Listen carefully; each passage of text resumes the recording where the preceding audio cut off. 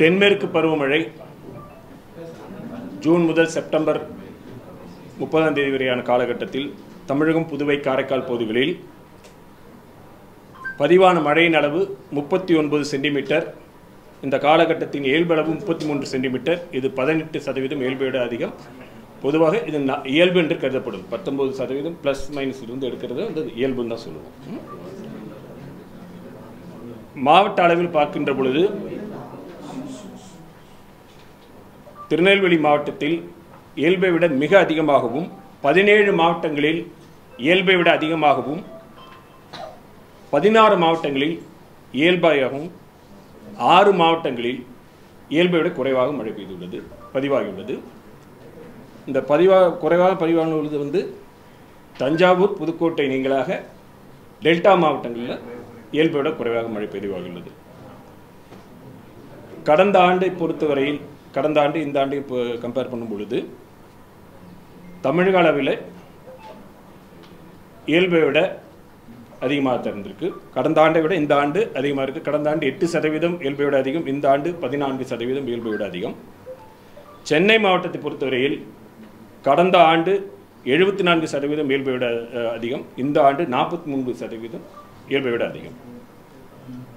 வடகிழக்கு பருவமழை பொறுத்தவரையில் கேரளா, தமிழகம், தெற்கு கர்நாடகா, ராயலசீமா மற்றும் ஆந்திர பிரதேசம் இது மொத்தமாக உள்ளடங்கிய பகுதிகளை பொறுத்த வரைக்கும் இயல்பை விட மழை அதிகமாக பதிவாவதற்கு வாய்ப்புள்ளதாக தெரிவிக்கப்பட்டிருக்கிறது. தமிழக பகுதியில் பார்க்கின்ற பொழுது வட தமிழகத்தில் இயல்பிலிருந்து இயல்பை விட அதிகமாக பதிவாவதற்கு வாய்ப்புள்ளது.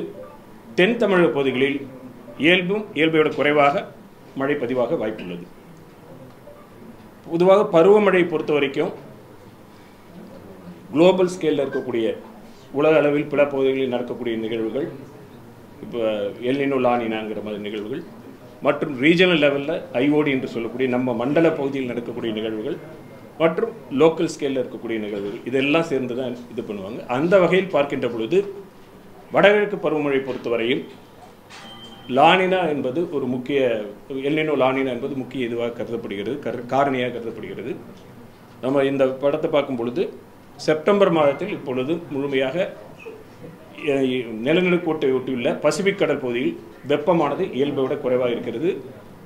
லானினா உருவாவதற்கு கிட்டத்தட்ட 80% வாய்ப்பு, இந்த அக்டோபர், நவம்பர், டிசம்பர் மாதத்தில் 80% வாய்ப்பு அதிகம். ஆனாலும் கடந்த 1940 2021 வரைக்கும் எடுத்துக்கிட்டிங்கன்னா 82 ஆண்டுகளில் கிட்டத்தட்ட 42 ஆண்டுகள் லானினா வருடம். அந்த 42 வருடங்களில் 23 வருடங்கள் இயல்பாகவும், 13 வருடங்கள் இயல்பை விட குறைவாகவும், 6 வருடங்கள் இயல்பை விட அதிகமாக இருந்திருக்கு. கிட்டத்தட்ட 69% இயல்பு மற்றும் இயல்பை விட அதிகமாக இருந்திருக்கிறது, வாய்ப்பு இருந்திருக்கிறது. 31% இயல்பை விட குறைவாக இருந்திருக்கிறது. லானினா மட்டும் ஒரு காரணமாக சொல்ல முடியாது. ஏன்னா 2010, 2021 இது 2 லானினா வருடங்கள் தான். அந்த 2010, 2021 2010 43% இயல்பை விட அதிகம், 2021 63% இயல்பை விட அதிகம். ஆனால் 2016 லானினா வருடமாக இருந்த பொழுது 62% இயல்பை விட குறைவு. ஸோ லானினா என்பது ஒரு காரணியாக இருக்கலாம், ஆனால் அந்தந்த வருடம் மற்ற ஃபேக்டர்ஸை வச்சு தான் நம்ம இது சொல்ல முடியும். அந்த வகையில் இது வந்து நம்ம வடகிழக்கு பருவமழை என்பது தற்போது தென்னிந்திய பகுதிகளுக்கு தான் மொத்தமாக சொல்கிறவங்க பார்க்குறோம். அது வந்து இயல்பை விட அதிகமாக பதிவாக வாய்ப்பு இருக்கிறது. தமிழகத்தை பொறுத்த வரைக்கும் வட தமிழக பகுதிகளில் இயல்பை விட அதிகமாகவும், தென் தமிழக பகுதிகளில் இயல்பை விட சற்று குறைவாகவும் பதிவாக வாய்ப்பு இருக்கிறது. சென்னைக்குன்னு வந்து லாங் ஃபோர்காஸ்ட் இது பண்ண மாட்டோம். வடகிழக்கு பருவமழை சொல்கிறது நம்ம வட தமிழகம் என்று சொல்லப்படுகிறோம். அந்த வகையில் இது பார்க்குறோம். புயல் வந்து இந்த காலகட்டத்தில் வெகு காலத்துக்கு முன்பாக நம்ம கணிக்குது. அது அந்த மாதிரி கணிக்கிறதுக்கான இன்னும் துல்லியத்தன்மையான மாடல்கள் கிடையாது. பொதுவாக நம்ம வந்து அந்தந்த காலகட்டத்தில் தான் இப்போ வந்து 4 வார காலகட்டம் எக்ஸ்டெண்டட் ரேஞ்ச் ஃபோர்காஸ்ட் இருக்குது. அந்த எக்ஸ்டெண்டட் ரேஞ்ச் ஃபோர்காஸ்ட்டில் டிடெக்ட் பண்ணி அது தொடர்ந்து கண்காணித்து தெரிவிக்கப்படும். தற்பொழுதைய நிலவரப்படி இந்த வடகிழக்கு பருவமழையுடைய துவக்கம் என்பதை பார்க்கின்ற பொழுது 4 வார காலகட்டத்துடைய அந்த ஃபோர்காஸ்ட்டை வச்சு பார்க்கும் பொழுது அக்டோபர் மத்தியில், அதாவது 3வது வாரத்து பகுதியை ஒட்டி துவங்குவதற்கான வாய்ப்பு இருக்கிறது. அக்டோபர் 31 அந்த இதை பொறுத்த வரைக்கும் பொழுது 3வது வாரத்திலும் 4வது வாரத்திலும் மழை இருக்குது, வாய்ப்பு இருக்குது. வழக்கமாக டிசம்பரில் சென்னை வந்து ஒரு பயமாகவே இருக்கும் எல்லாருக்கும். இந்த முறை அந்த மாதிரி ஏதாவது தெரியல? இது 3 மாதத்துக்கான காலத்துக்கிட்டத்துக்கு இப்போ சொல்லியிருக்கோம். அக்டோபர், நவம்பர், டிசம்பர் 3மே சேர்ந்து தான். ஒவ்வொரு மாத முடிவில் வந்து அடுத்த மாதத்தில் வந்து நவம்பர் மாதத்தில் டிசம்பர் மாதத்தை பற்றி ஃபோர்காஸ்டாக இருக்குது.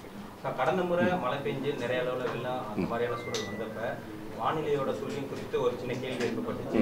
இந்த முறை வந்து முதலமைச்சருக்கு ஆலோசனை கூட்டத்தில் பேசும்போது கூட அதை மேம்படுத்துறதுக்கான பணிகளை வந்து நாங்கள் மேற்கொண்டிருக்கோம், அதாவது மக்களுக்கு உடனுக்குடன் தகவலை தெரிவிக்கிறதுக்கான பணிகளை மேற்கொண்டிருக்கோம். வானிலை ஆய்வு மையம் வந்து அதை உறுதிப்படுத்துது, அதற்கான பணிகளை வானிலை ஆய்வு மையம் இது வந்து வானிலை வந்து தற்பொழுது நிலவரப்படி மிக துல்லியமாக வெகு காலத்திற்கு முன்பே கணிக்கக்கூடிய லெவலில் இன்னும் இந்த சயின்ஸ் கிடையாது.